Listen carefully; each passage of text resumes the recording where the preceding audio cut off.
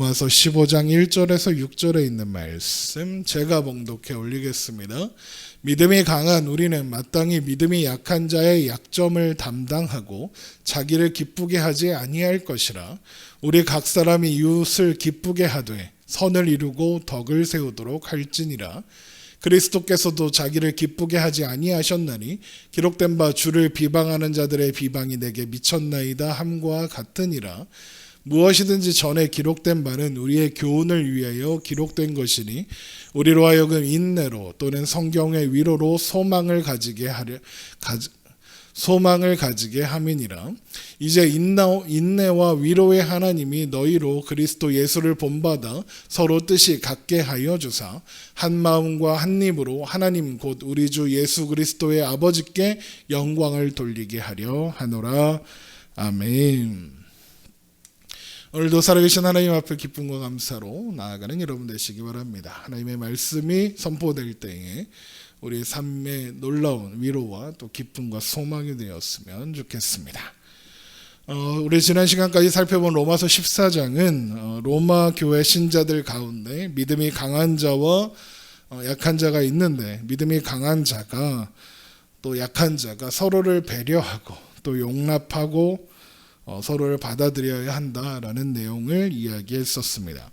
믿음이 강한 자는 믿음이 약한 자를 비판하는 대신에 그들을 지지하고 도와주어야 하며, 그래서 특별히 먹는 문제, 교회 공동체가 함께 식사를 할 때 믿음이 약한 자들이 하나님이 금하셨다, 하나님이 먹으면 안 된다라고 하셨다고 확신하는, 그렇게 믿는 음식을 먹도록 강요받거나 또 먹어야만 할 것 같은 압력을 받는 그런 행동을, 그러니까 형제가 음식으로 인해 근심할 만한 행동을 하지 않음으로써 사랑을 드러내라라고 했습니다.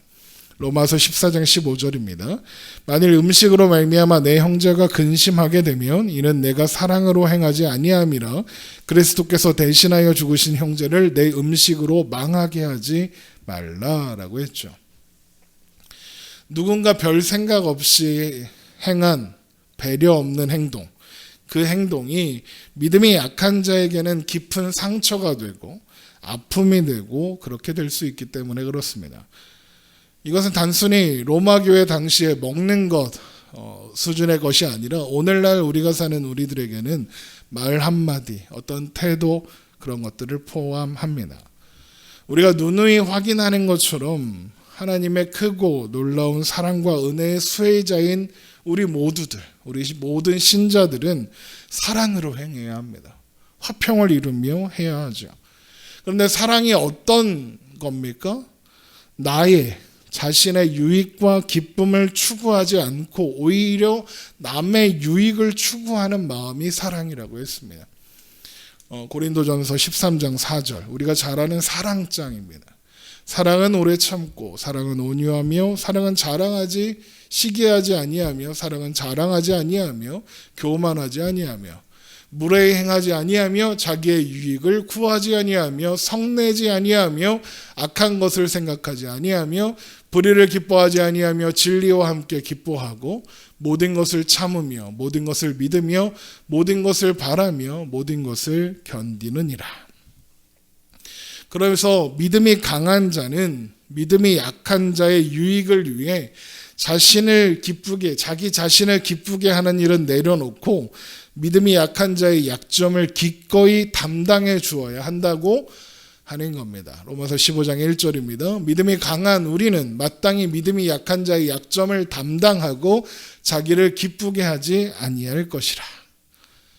여기에서 믿음이 강한 우리라는 것은 무엇이든지 속된 것이 없음을 알고 있어서 먹고 마시는 문제에 아무런 거리낌이 없는 사람들, 로마 교회의 구성원으로 보자면 대부분의 이방인 출신 신자들을 가리키는 표현입니다.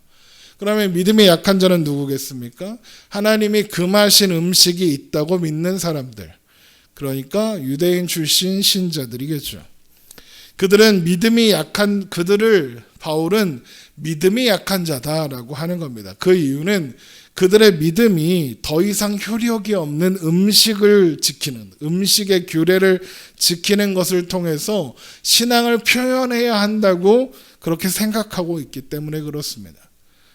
그러나 그런 그들의 태도 또한 하나님을 위해서 어쨌든 하는 거고, 주님을 위하기 위해서, 주님을 높여드리려고, 신앙생활 잘 하려고 하는 것이므로 그것이 그들을 배척하는 이유가 되어서는 안 되는 거죠. 그래서 로마서 14장 6절에 이렇게 말했습니다. 나를 중히 여기는 자도 주를 위하여 중히 여기고 먹는 자도 주를 위하여 먹으니 이는 하나님께 감사하며 먹지 않는 자도 주를 위하여 먹지 아니하며 하나님께 감사하느니라. 그래서 믿음이 강한 자들은 믿음이 약한 자들을 배척하는 대신 그들의 약점을 담당해라 라고 하는 겁니다.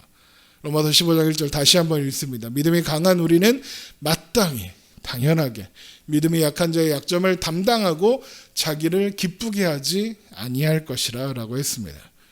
여기에서 담당하다로 번역된 헬라어 바스타조라는 단어는 지탱하다, 떠맡다, 짊어지다, 인내하다 이런 의미로 사용되는 단어입니다.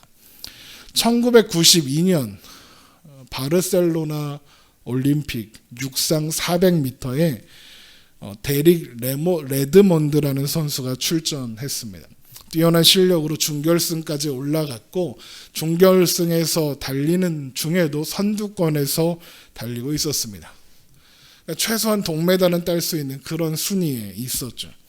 그런데 결승선을 한 절반 정도 남겨두었을 때 갑자기 허벅지 뒤쪽 근육, 그러니까 햄스트링 근육이 파열되는 부상을 당하게 됩니다.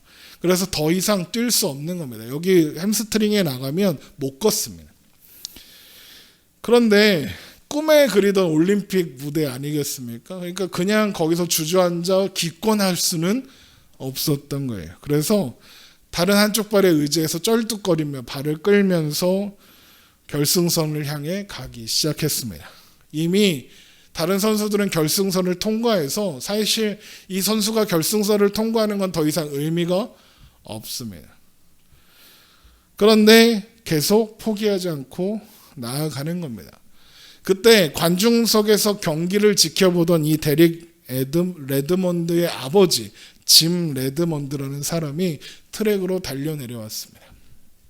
그리고 절뚝거리면서 걷는 아들을 붙잡았습니다. 사람들은 이렇게 생각했습니다.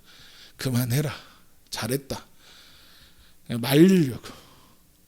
더 뛰다가 부상이 더 심해져서 재기할 수 없을 그런 상황이 될까 봐 포기시키려고 한다고 생각했습니다. 그런데 아버지가 어떻게 했냐면 이렇게 했습니다.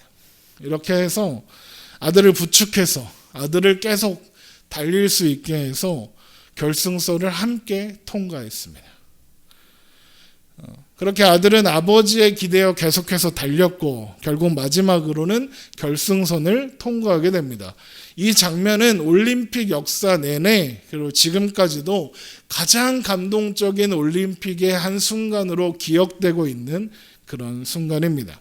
그리고 여러분 이것이 오늘 말씀이 말하고 있는 담당하다입니다. 믿음이 연약한 형제의 처진 어깨를 함께 지탱해 주는 것. 문제를 함께 고민하고 짐을 나누어서 지는 것. 그의 무지와 의심을 참아내고 인내하며 조금 느리더라도 아주 많이 느리더라도 함께 걸어가는 것. 그게 담당하다입니다. 잘 모른다고 무시하거나 느리다고 버려지 않고 그냥 함께 손잡고 가는 것. 그게 담당하는 겁니다. 이것을 한 단어로 표현하면 연대입니다. 연대. 연세대의 연대 말고 함께 한다는 의미의 연대입니다. 제가 국어사전을 찾아보니까 연대의 의미를 이렇게 설명하더라고요. 여럿이 함께 무슨 일을 하거나 함께 책임을 지다. 한 덩어리로 서로 연결되어 있다. 이 두 가지 뜻으로 사용되더라고요. 이 두 가지 뜻을 합치면 이렇게 되죠. 여럿이서 한 덩어리로 서로 연결되어 함께 하는 것. 여러분 그게 교회의 정의입니다. 로마서 12장 5절이죠. 이와 같이 우리 많은 사람이 그리스도 안에서 한 몸이 되어 서로 지체가 되었느니라. 여럿이서 한 덩어리가 돼요. 한 몸이 돼요. 서로 연결되어 함께 하는 것. 그래서 교회는 연대하는 공동체입니다. 수많은 다름을 가진 사람들이 모여서 하나가 되고 예수 그리스도라는 한 방향을 바라보며 한 방향을 향해 걸어가는 연대의 공동체. 여러분, 그게 교회인 겁니다. 그래서 믿음이 강한 자가 스스로 기쁘게 하는 것보다 믿음이 약한 자를 담당하는 것을 기뻐하는 것은 어쩌면 마땅한, 당연한 일이라는 거죠. 로마서 15장 1절, 믿음이 강한 우리는 마땅히 믿음이 약한 자의 약점을 담당해야 합니다. 여기 마땅하다라고 번역된 단어는 헬라어 오페이로라는 단어인데 뭐뭐할 의무가 있다 이런 뜻입니다. 그런데 이 단어에는 빚을 갚아야 한다라는 뜻이 있기도 합니다.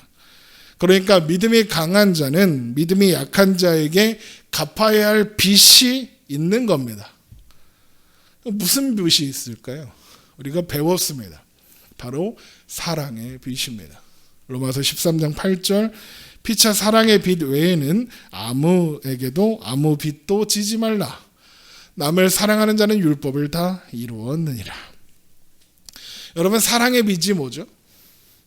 뭐라고 했는지 기억나십니까? 로마서 13장의 말씀을 살펴볼 때 이게 사랑의 빚은 이런 겁니다라고 설명을 드렸는데, 누가 나에게 사랑을 베풀어 주었으면 내가 그 사람에게 사랑의 빚을 지는 걸까요? 아닙니다. 우리 교회에서 장학금을 전달했다고 해서 서연이가 우리 교회에 빚을 지는 게 아닙니다. 사랑은 돌려받을 것을 기대하지 않고 베푸는 거니까요. 그래서 누군가 나에게 사랑을 베풀어 주었다고 해서 그게 내 빚이 되는 건 아닙니다. 사랑의 빚을 지라는 건 사랑을 받는 것이 빚이다 이런 뜻이 아니라 마치 갚아야 할 게 있어서 그러는 것처럼 사랑하라는 겁니다.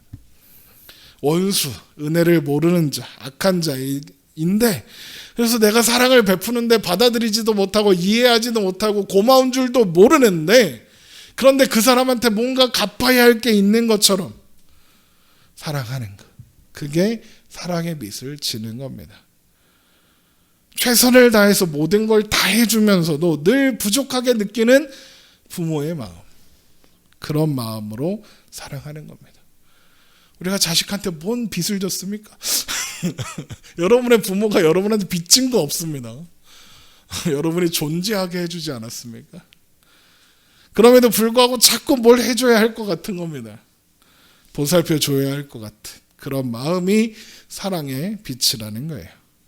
그러니까 믿음이 강한 자가 믿음이 약한 자를 마땅히 담당해야 한다는 건 믿음이 강한 자가 믿음이 약한 자에게 갚아야 할 것이 있는 것처럼 사랑해라.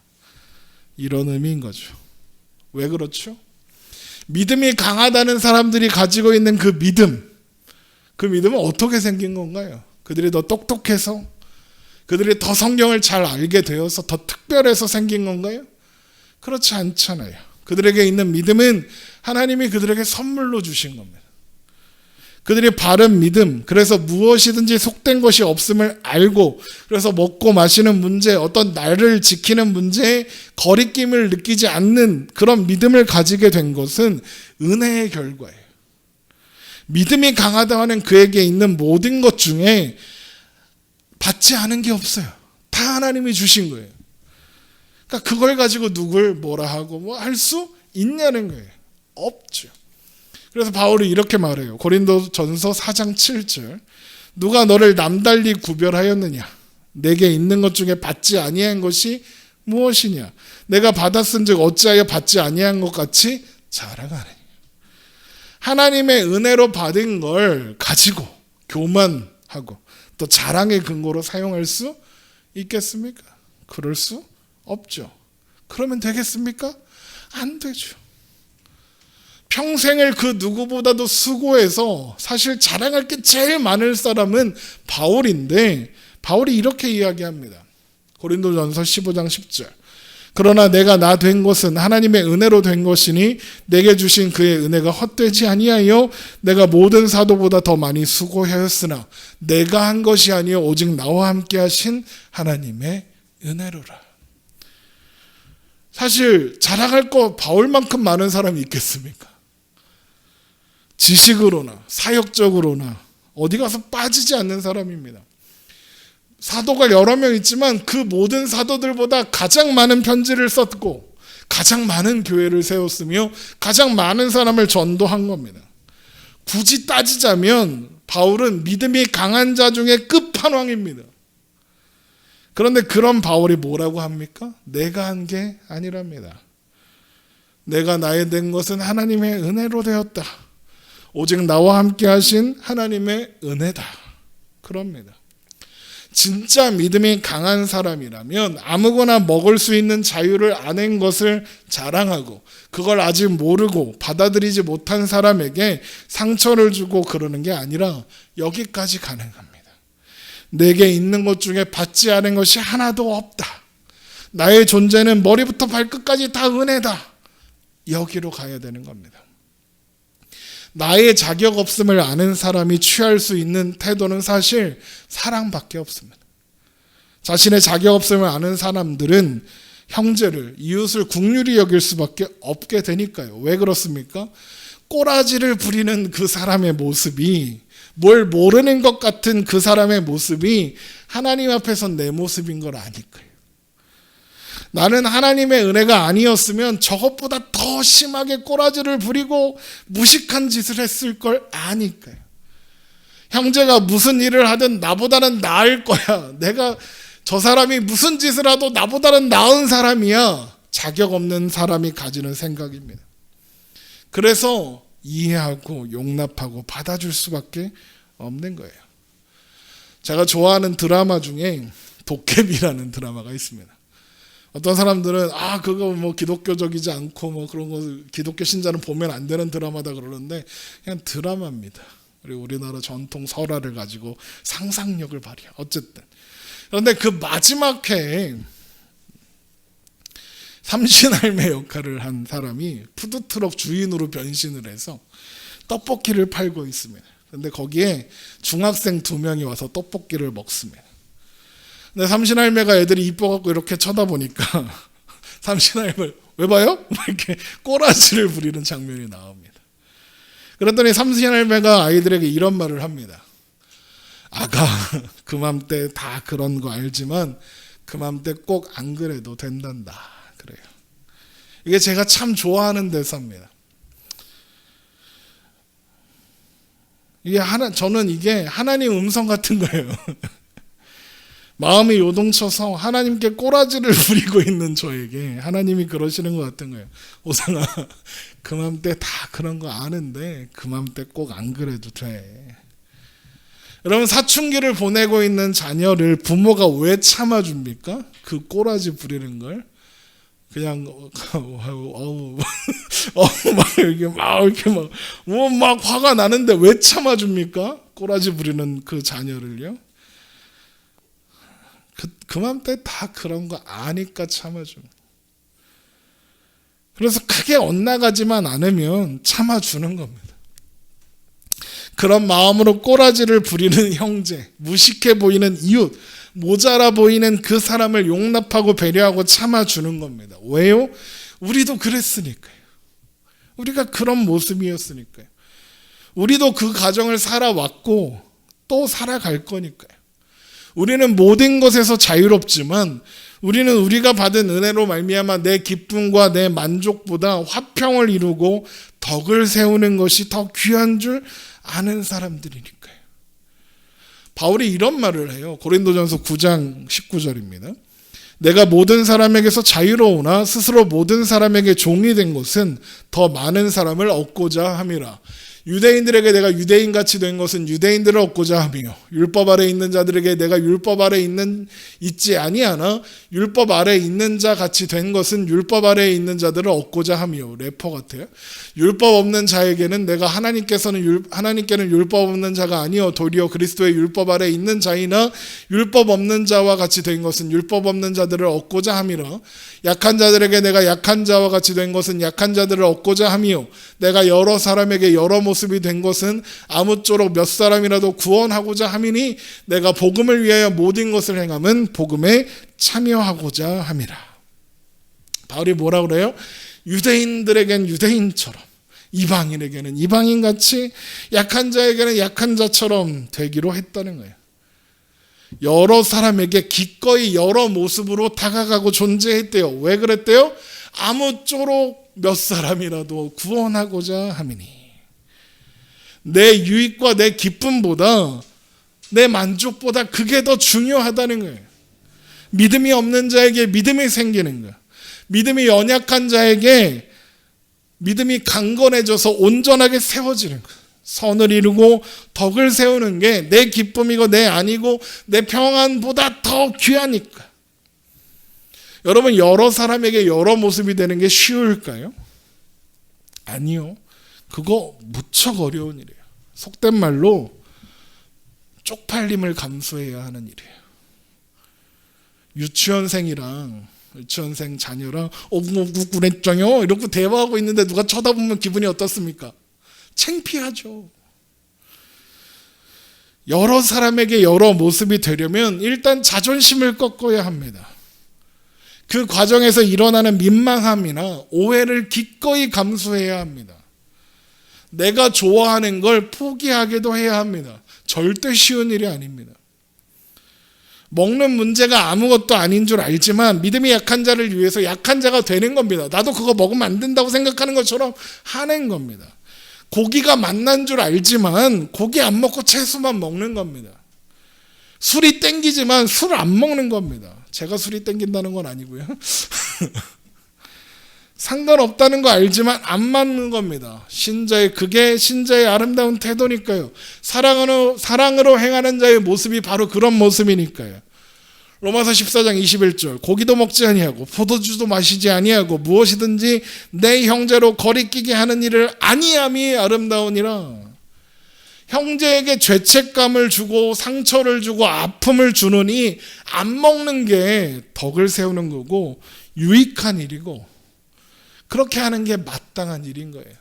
로마서 15장 2절 우리 각 사람에게 이웃을 기쁘게 하되 선을 이루고 덕을 세우도록 할지니라.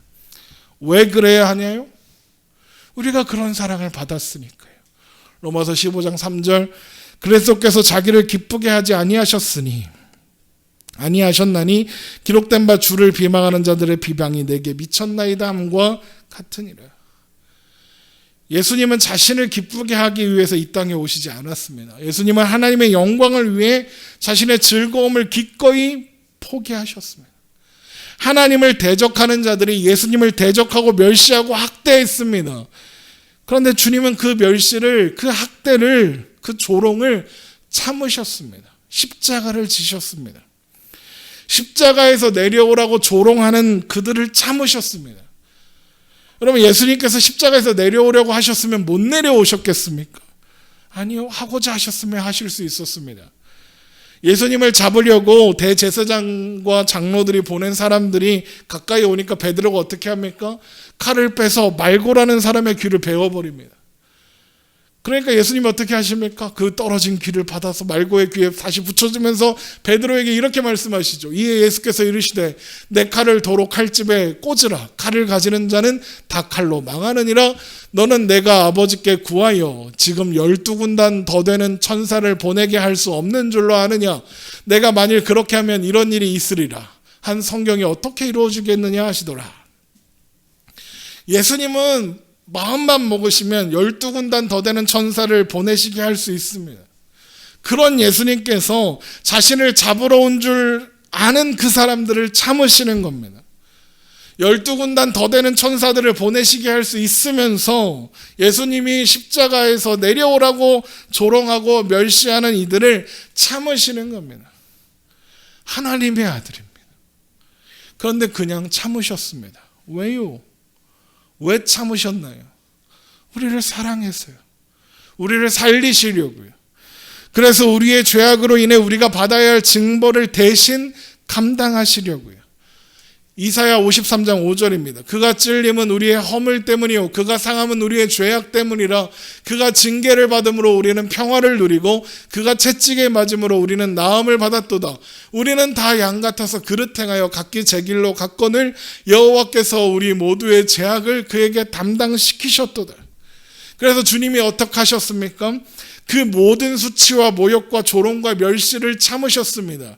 이사야 53장 7절 그가 곤욕을 당하여 괴로울 때도 그의 입을 열지 아니하였으며 마치 도수장으로 끌려가는 어린 양과 털 깎는 자 앞에서 잠잠한 양같이 그의 입을 열지 아니하였도다. 침묵하셨습니다. 그래서 그 결과로 우리는 나음을 받았고 용서를 받았으며 하나님의 영광에 동참하게 되었습니다. 예수님께서 그 모든 것을 참으사 우리에게 생명과 경건에 속한 모든 것을 주셨고 그래서 우리로 하여금 하나님의 신성한 성품에 참여하게 하신 겁니다. 베드로후서 1장 3절입니다. 그의 신기한 능력으로 생명과 경건에 속한 모든 것을 우리에게 주셨으니 이는 자기의 영광과 덕으로서 우리를 부르신 이를 알므로 말미암음이라. 이로써 그 보배롭고 지극히 큰 약속을 우리에게 주사 이 약속으로 말미암아 너희가 정욕 때문에 세상에서 썩어질 것을 피하여 신성한 성품에 참여하는 자가 되게 하려 하셨느니라. 우리가 예수님께서 참으신 것보다 더 많이 참을 수 있겠습니까? 우리가 예수님께서 감당하신 희생보다 더 큰 희생을 감당할 수 있나요? 그럴 수 없습니다. 우리가 할 수 있는 참음은, 우리가 할 수 있는 희생은 예수님의 그것과 비교하면 아무것도 아닙니다. 우리가 누굽니까? 예수님 믿는 사람들입니다. 예수님을 믿는다는 것은 예수님의 모든 것을 본받는다, 이런 의미이기도 합니다. 예수님의 사랑을, 예수님의 인내를 따라 살아가는 겁니다. 목사님 그게 됩니까? 가능합니다. 어떻게 하나요? 어떻게 가능하죠? 열심히 노력하면 가능해질까요? 이것에 대한 적절한 대답이 무엇일까 제가 고민했어요. 예수님처럼 사는 것 가능한가? 열심히 노력하면 가능한가? 그것에 대한 대답이 뭐냐? 네니요. 제가 생각한 최적의 대답이 이거예요. 네니요. 낸데 아니요. 인 겁니다. 여러분, 우리가 노력해야 합니다. 열심히 해야 합니다. 연습도 해야 합니다. 신앙생활 연습해야 됩니다. 11조를 드리는 연습, 감사하는 연습, 예배 드리는 연습, 사랑하는 연습, 봉사하는 연습 해야 됩니다. 안 그러면 못합니다. 습관이 돼야 해요. 어려서부터 11조 뛰는 게 당연해야 11조를 하는 거고요. 어려서부터 주일에 교회 가는 게 당연해야 예배를 드리러 가는 겁니다. 믿음이 없어도 일단 가야, 가서 들어야 뭐가 생기고, 믿음이 없어도 뭘 해야 될 거 아닙니까? 근육이 없어도 운동을 해야 근육이 생길 거 아닙니까? 그런 것처럼. 그런데 그걸로 되나요? 안 돼요. 내가 노력해서 되는 일은 내 자랑이 되고 맙니다. 그럼 어떻게 될까요? 우리가 믿을 때 우리는 예수 그리스도와 연합하여 하나가 되었고, 예수 그리스도와 연합한 우리는 그 안에서 예수님의 모든 것을, 예수님의 성품을, 예수님의 마음을 공유하게 되는 거예요. 마음을 담아내게 되고 닮아가게 되는 거예요. 예수님 안에서 예수님과 동화되어 가는 거예요. 그래서 이걸 예수님과 함께 죽고 예수님과 함께 살았다라고 표현하는 거예요. 이걸 기억하면서, 잊지 않으면서 열심히 하는 겁니다. 손 놓고 하나님이 다 해주신대, 그러니까 손 놓고 아무것도 안 하고 주일날 교회도 안 가고 설교도 안 듣고 말씀도 안 듣고 그럼 아무것도 이루어지지 않습니다. 손 놓고 있다고 되는 게 아닙니다. 뭘 해야죠. 그러다가 뭔가 내가 착한 일 하나를 해내면 우쭐대고 까부는 대신에 내가 요만큼 잘했네, 내가 어떻게 이렇게 할 수 있었지? 하나님의 은혜로 되었구나. 그러면 되는 겁니다. 우리는 부족하고 연약해요. 그래서 자꾸 잊어버리고 내 안에 옛사람이 튀어나와서 자존심을 세우고 자랑하고 싶고 나의 유익을 구하고 싶어지고 그럽니다. 그런데 우리는 여전히 예수 그리스도 안에 있어서 교만하고 가증한 자신의 현실을 어느 순간 깨닫고 자책하게 됩니다. 왜요? 하나님께서 그걸 깨닫도록 하시니까요. 그래서 어떻게 해요? 좌절합니다. 명추이. 그래서 바울이 뭐라 그래요? 오라 나는 공고한 사람이로다. 이 사망의 몸에서 누가 나를 건져내려. 바울도 그랬는데 우리는 오죽하겠냐. 그런데 우리는 이 좌절에 멈춰 있지 않습니다. 넘어져도 아주 엎드려지진 않습니다. 넘어졌다고 죽지 않습니다. 우린 다시 일어납니다. 그런 자격 없는 나를 구원하사 자녀 삼으신 하나님의 은혜와 사랑이 여전히 우리와 함께 하시고 우리를 붙잡고 계시기 때문에 그렇습니다. 시편 37편 24절 그는 넘어지나 아주 엎드려지지 아니함은 여호와께서 그의 손으로 붙드심이로다. 하나님이 우리를 붙잡고 계십니다. 그래서 우리는 다시 하나님의 은혜와 사랑을 마음에 되새기며 다시 일어나서 오늘을 살아갈 수 있는 겁니다. 우리는 그렇게 하루하루 조금씩 커가는 겁니다. 매일 보면 티 안 납니다. 매일 확인해도 잘 티가 안 납니다. 하지만 어느 순간 우리는 자라있음을 깨닫게 될 겁니다. 우리가 그렇게 커가야 해서, 우리가 그렇게 자라야 해서 하나님은 우리에게 성경을 주십니다.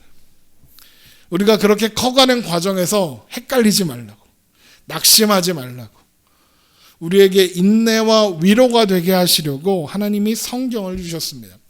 로마서 15장 4절입니다.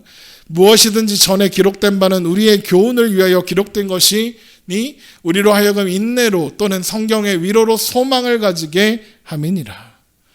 여기에서 무엇이든지 전에 기록된 것은 로마서가 쓰여지던 당시에는 구약 성경일 거고, 그리고 입에서 입으로 전해지던 또 편지로 전해지던 예수님에 대한 이야기들일 겁니다. 그리고 그런 입에서 입으로 편지로 전해지던 것들이 정리되어서 복음서가 되었고 서신서가 되어서 오늘날 우리가 보는 신약 성경이 되었습니다. 그래서 오늘을 사는 우리에게 무엇이든지 전에 기록된 바는 신구약 성경 전체를 의미하게 된 겁니다. 그러니까 하나님은 우리에게 인내를 배우고 위로를 얻어 소망을 얻게 하시려고 성경을 허락하신 겁니다. 성경은 많은 사람들이 썼습니다. 오늘 우리가 읽고 있는 로마서의 말씀도 바울이 썼죠. 여러 사람에 의해서 기록되었습니다. 그러나 성경은 누가 주신 겁니까? 하나님이 주신 겁니다. 사람이 썼지만 사람의 기록이 아니라 하나님의 기록입니다. 그래서 성경의 저자는 하나님이시다라고 우리는 고백합니다. 그래서 우리는 성경을 통해 하나님을 만나고 하나님의 마음을 알게 됩니다. 그리고 기록된 말씀이 우리에게 사랑하라, 화평을 이루어라, 그리스도께서 그러하셨으니 너희도 그리하라라고 말씀하시는 겁니다. 그러면 이제 우리 열심히 성경 읽으며 노력하며 사랑하려고 그러면 될까요? 물론 그래야 한다고 했죠. 성경을 통해 하나님을 만나고 하나님의 마음을 알아가고 그래서 오늘 더 사랑하는 우리가 되려고 노력해야 합니다. 그러나 앞에서 말씀드린 것 같이 그걸 내 힘으로, 내 노력으로 하면 잘 안 됩니다. 내 힘으로, 내 노력으로 하다 보면 자꾸만 사랑해서 한다고 하는 일이 자랑이 되고 교만의 근거가 되고 합니다. 그럼 또 노력하지 말아야 할까요? 아니요, 노력해야죠. 노력하되 하나님의 은혜로 해야 합니다. 내가 오늘 하는 노력이, 내가 행한 오늘의 사랑이, 내가 오늘 견딘 오늘의 인내가 내가 나의 힘으로, 내 노력으로 하는 게 아니라 하나님의 은혜로 말미암아 되어지는 일이라는 것을 기억하며 노력하는 겁니다. 하나님께서 우리에게 성경을 주신 이유가 뭐라고 하셨습니까? 우리에게 인내와 위로가 되게 하려고 하셨다고 했습니다. 그런데 성경의 저자가 누구시라고요? 하나님. 그러면 성경을 위로와 인내와 위로가 되게 하시려고 주셨으면 그 성경을 주신 하나님은 어떤 분이시겠습니까? 인내와 위로의 하나님이시겠죠. 우리에게 성경을 주신 인내와 위로의 하나님께서 성경만 덜렁 주시고 읽고 해봐 그러나요? 학교에서 교과서 던져주고 알아서 공부해 그러나요? 가르쳐 주잖아요. 문제 풀어서 갖다 내면 채점 해주고 맞는지 틀린지 알려주고 틀렸으면 다시 한번 해보자 그러잖아요. 알아서 하라고 하나요? 아니요. 하나님이 성경만 던져주고 알아서 하라고 하지 않습니다. 되게 해주시는 거예요. 그리스도 예수를 본받아 결국에는 서로 뜻이 같게 해주시고, 그래서 결국에는 한 마음과 한 입을 이루게 하시고, 그래서 하나님께 영광을 돌리게 하시겠죠. 그래서 바울이 이렇게 말하는 겁니다. 이제 인내와 위로의 하나님이 너희로 그리스도 예수를 본받아 서로 뜻이 같게 하여 주사. 누가 같게 해주신대요? 하나님이. 15장 6절 한 마음과 한 입으로 하나님 곧 우리 주 예수 그리스도의 아버지께 영광을 돌리게 하려 하노라. 되게 하시는 하나님께서 우리가 인내하고 사랑하게 하실 겁니다. 되게 하시는 하나님께서 우리로 예수 그리스도를 본받아 하나가 되게 하실 겁니다. 또한 그렇게 예수 그리스도 안에서 하나 된 우리, 교회된 우리가 하나님 나라를 이루고 하나님 나라를 누리며 살게 하셔서 하나님 안에 있는 모든 사람들이 하나님과 함께 영화롭게 하사 물이 바다를 덮음같이 하나님을 아는 지식이 온 땅에 충만하게 하실 겁니다. 이사야 11장 6절입니다. 그때 이리가 어린 양과 함께 살며 표범이 어린 염소와 함께 누우며 송아지와 어린 사자와 살찐 짐승이 함께 있어 어린아이에게 끌리며 암소와 곰이 함께 먹으며 그것들의 새끼가 함께 엎드리며 사자가 소처럼 풀을 먹을 것이며 젖먹는 아이가 독사의 구멍에 장난하며 젖된 어린아이가 독사의 굴에 손을 넣을 것이라. 내 거룩한 산 모든 곳에서 해됨도 없고 상함도 없을 것이니 이는 물이 바다를 덮음같이 여호와를 아는 지식이 세상에 충만할 것임이라. 그날에 이새의 뿌리에서 한 싹이 나서 만민의 기치로 설 것이요 열방이 그에게로 돌아오리니 그가 거한 곳이 영화로우리라. 이새의 뿌리에서 나와 만민의 기치로 서는 싹이 뭘 의미하겠습니까? 예수 그리스도를 의미합니다. 예수님이 오셔서 이 모든 일을 이루어 주시는 겁니다. 우리는 비록 연약하고 보잘것없습니다. 그러나 우리를 사랑하시는 하나님의 사랑과 은혜는 그런 우리의 연약함을 덮고도 남습니다. 인내와 위로의 하나님께서 우리로 예수 그리스도를 본받게 하시고 그분의 신성한 성품 사랑으로 인내에 참여하게 하셔서 우리에게 주어진 오늘을, 우리에게 주어진 이 시간, 이 순간을 하나님의 사람으로서 사랑하며 그래서 하나님께 영광을 돌리며 살아가게 하실 겁니다. 여러분, 인내의 하나님, 위로의 하나님을 바라보고 소망하십시오. 우리의 못남에 좌절하지 마십시오. 하나님의 되심에 기대해, 그래서 사랑함으로, 그래서 인내함으로 우리 함께 손잡고 오늘을 살아가는 우리가 되었으면 좋겠습니다. 기도하겠습니다.